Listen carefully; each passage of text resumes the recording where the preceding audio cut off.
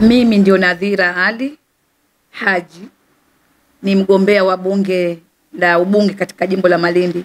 Brochure zangu ama vipeperushi vyangu ni hivi ambavyo nitavisambaza katika jimbo la Malindi ili watu waweze kunitambua na kunijua na kuvisoma vipaumbele vyangu. Naamini wakivisoma vipaumbele vyangu, wasonijua tu watavutika na sera zangu ambazo nimeziweka kwa ajili ya maslahi ya jimbo langu la Malindi. Na picha yangu ndio kama iliyoko hapo ninavyojionyesha. Mimi ndio Nadhira mwenyewe halisi, mzaliwa wa jimbo la Malindi, asali ya mjini ambayo ladha yake haimalizi.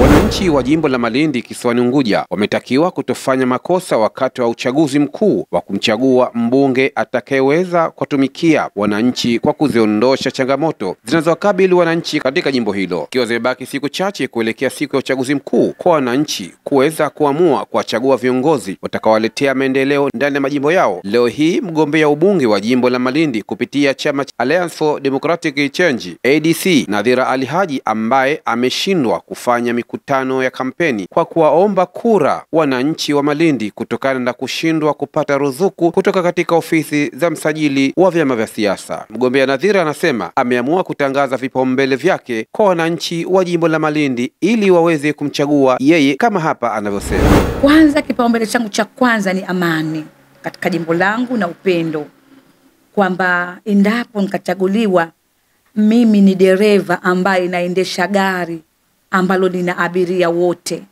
na neno la amani na upendo ndio neno ambalo tulikuwa tumelelewa katika mji mkongwe. Kwa hiyo tulikuwa tunapendana, kwa hiyo na mimi na mji ambao, jimbo ambalo lilikuwa lina amani. Kwa hiyo kwanza nawaahidi amani, utulivu na upendo katika jimbo langu. Lakini la pili, nimegusia na nataka kugusia kwenye mambo haya ya udhalilishaji. Endapo wakanichagua mimi kuwa mbunge, basi suala la udhalilishaji ni kipaumbele changu kikubwa na nikilio kama mimi ni mwanamke. Tunaona kwamba sasa kuna wanaume ambao wanatelekeza watoto na wake. Pengine mtu akipata mwanamke mwingine, basi yule mke ambaye kazaa naye na watoto anamkimbia, anamuacha mwanamke ahangaike. Lakini pia nimeona kuna baadhi vile ya watu wamekuwa hata wazazi wao, utakuta kuna ombaomba wengi wamekuwa wanawaacha wazazi wao wahangaike. Kwa hiyo suala kwangu la maadili ni suala ambalo nalipa kipaumbele. Kwa hiyo endapo wakanichagua nikawa mbunge wa jimbo la Malindi, na ahidi kwamba nitapeleka suala hili kule bungeni kwa kuweza kupeleka hoja ya kuweza kutungwa sheria maalum kwa wale wote ambao watelekeza watoto na wake zao.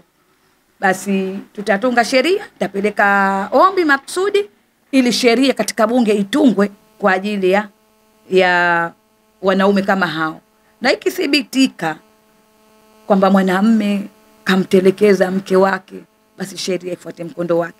Ikiwa ni kifungo cha miaka 2, ikiwa ni miaka 3, lakini wakati ule ule ikiwa baba yuko anaadhibiwa, mwanamke yule apatiwe mtaji wa kuweza kufanya biashara ili maisha yaendelee.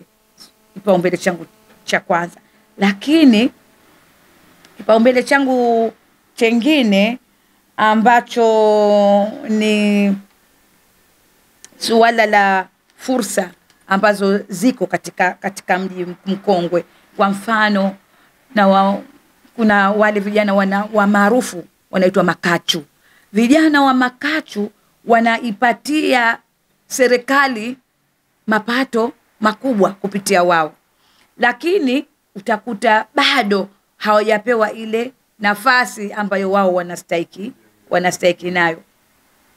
Kwa hiyo mimi naahidi kwamba nitakapochaguliwa, basi kwanza vijana wote wa makachu naahidi kuwapatia mshahara wa kila mwezi shilingi 700,000, lakini vile vile wapate bima ya afya, kwamba ikitokea mistake basi bima ile ifanye kazi.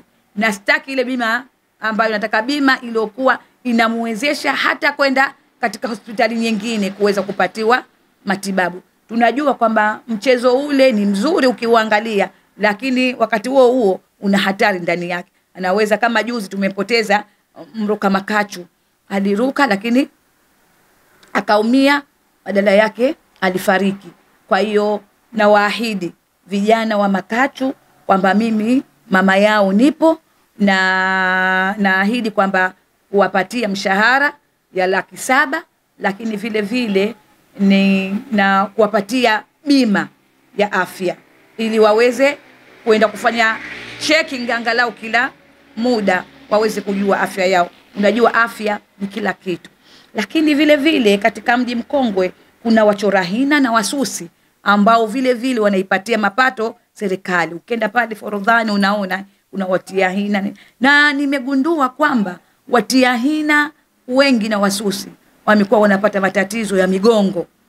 Sasa nimeamua endapo kanichagua kuwa ni mbunge, basi kwanza nitawapatia bima na wao ya afya, lakini tutaunda chama maalum cha kuweza kuwa mtu ambaye watakuwa wana matatizo yao, mfano mambo yao yamekaa vibaya, basi kile chama kiweze kuwasaidia. Na chama hicho ningependa mimi kuwa ni mwenyekiti wao, kwa sababu nikiwa mimi mwenyewe najua zile shida za kuliko kusema nimpe huyu, kwa sababu vijana sisi wanawake na wengi pale utakuta ni wanawake, migongo ina. Kwa hiyo ile bima at least waweze kila baada ya miezi 3 kwenda kufanya checking kwa ajili ya migongo yao. Lakini vile vile sera ya chama chetu sisi ni shibe kwanza. Shibe kwanza, tunajua kwamba binadamu yoyote anahitaji ashibe. Utajenga nyumba nzuri, utafanya mambo mazuri bila ya kushiba. Huwezi kufanya. Unaweza kajenga nyumba kwa barabara nzuri, lakini afya mgogoro. Kwa hiyo huna raha ya kukaa katika nyumba wala kutembea barabara iliyokuwa nzuri, kwa sababu afya yako mgogoro. Kwa hiyo sisi ADC, sera kuu ambayo wananchi mpaka sasa wameikubali kwa 100% ni shibe kwanza. Kwa hiyo nikaliangalia katika shibe kwanza nifanyaje. Nikasema nikiwa mbunge nitaweka maafisa walishe.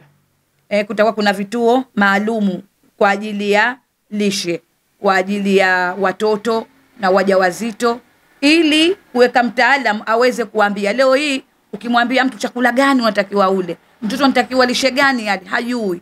Kwa hiyo na wakenda pale hakutotonzwa pesa hata senti. Ile ni juu yangu mimi pale ambapo nitakapokuwa mbunge, suala la lishe litakuwa juu yangu mimi. Lakini pia kuna suala kubwa la maadili. Sasa hivi mji mkongwe kuna mporomoko nafikiri tuseme wa maadili. Utakuta wanawake, wanaume wamesuka, wanavaa herini. Sio utamaduni wetu wa Zanzibar, sio utamaduni wetu wa watu wa mji mkongwe. Mtoto wako utamuona, mtoto wa mwenzako kasuka nywele chana ya ndizi. Kisema chana ya ndizi, sio kama unaikumbuka. Bibi yako nafikiri aliwahi kusuka chana ya ndizi. Basi utamkuta mtu sasa hivi kasuka chana ya ndizi ile, katia na herini, ukiangalia mtoto wa kiume. Kwa hiyo ni maadili ambayo yamemongonyoka katika mji mkongwe na ni mengi. Kwa hiyo nitashirikiana na tutaunda kamati maalumu. Tutashirikiana pamoja na serikali, tutashirikiana na masheha, ili kuweza kuweka ule utamaduni na maadili yetu yale ya mila na desturi katika mji wetu mkongwe. Yoyote yule ambaye kutwa kaingia katika mji mkongwe, hana maadili, basi vijana, na sasa hivi unaona kuna ulinzi shirikishi, basi watu waweze kumshughulikia, kwa sababu pale ndio kitovu cha Zanzibar. Kwa hiyo watalii wanapokuja pale wakiona mambo yale, wanajua kwamba Zanzibar tumepoteza ule mila na silka. Tunaambiwa zamani, enzi ya marehemu Abed Aman Karume, si kama Zanzibar kulikuwa na tunaambiwa, lakini utalii ulikuwepo, lakini walikuwa wageni wote wakiingia hapa wanafuata mila, silka na desturi. Utakuta mtalii humkuti sijui yuko nusu mavazi uchi na nini, akifika pale anapatiwa hizi kanga na nini, naye anatembea kama ni Mzanzibari. Sasa leo hakuna tena utalii, kuna utalia. Maana ukiona vijana wanavyotembea, wewe mwenyewe utalia. Lakini jengine, wazee ambao wako katika mji wangu, mji mkongwe, nitahakikisha kwamba wazee wote kwanza wanapata bima ya afya na kuisimamia pensheni ya wazee, kwamba wapewe pensheni yao na waishi kwa matumaini, kwa sababu na sisi tunajielekea katika uzee. Mimi hapa sasa hivi nishakuwa la asiri tena, naingia magharibi naisha.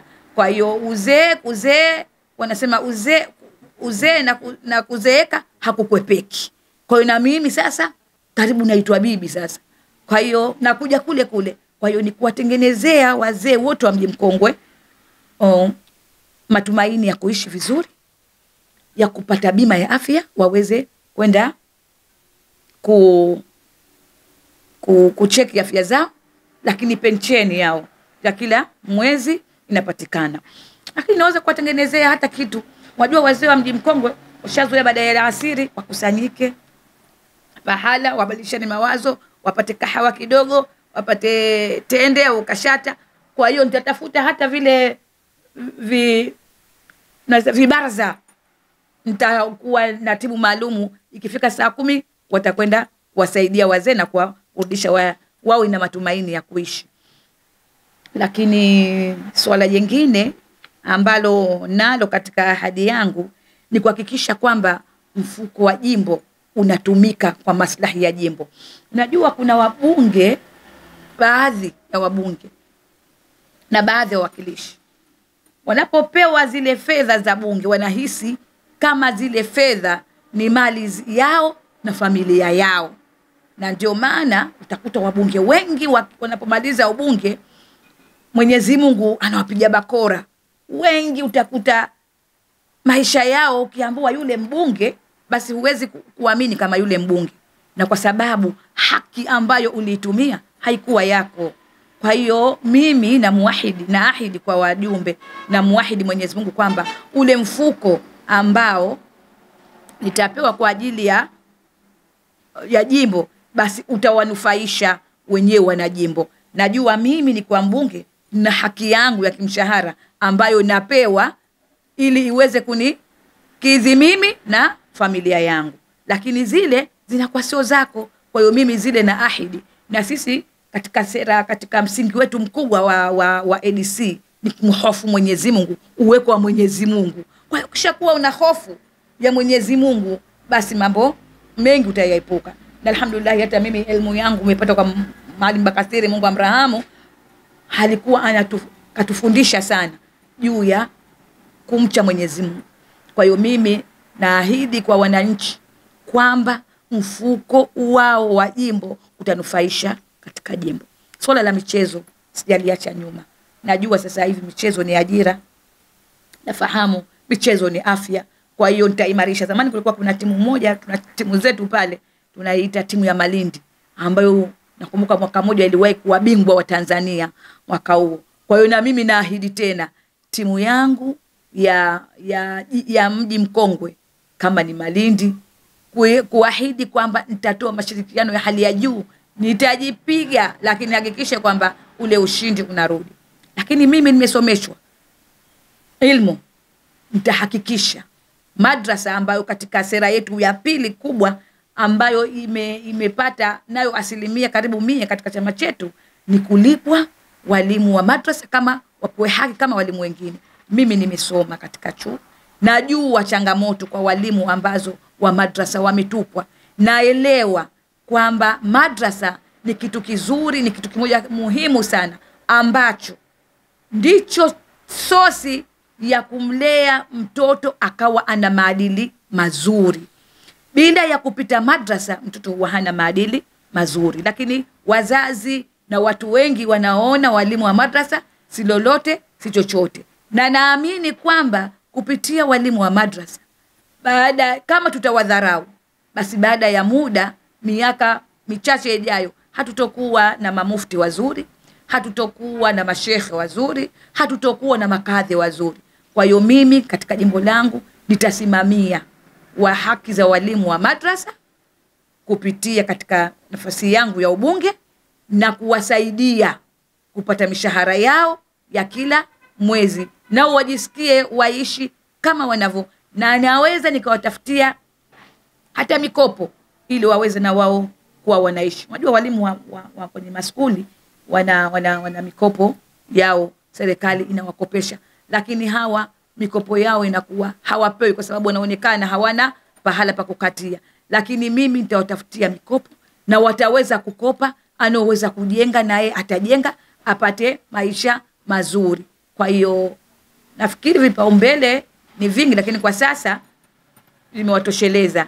Kwa hiyo ndio maana nawaambia kwamba sera zangu ni asali ambayo ina ladha isiyomaliza. Mtazamaji Kishidi TV, toa maoni yako kuhusiana na video hii. Pia usisahau kusubscribe, kulike, share na kucomment. Mwarabu Madi, Kishidi TV, elimu ni hazina yetu.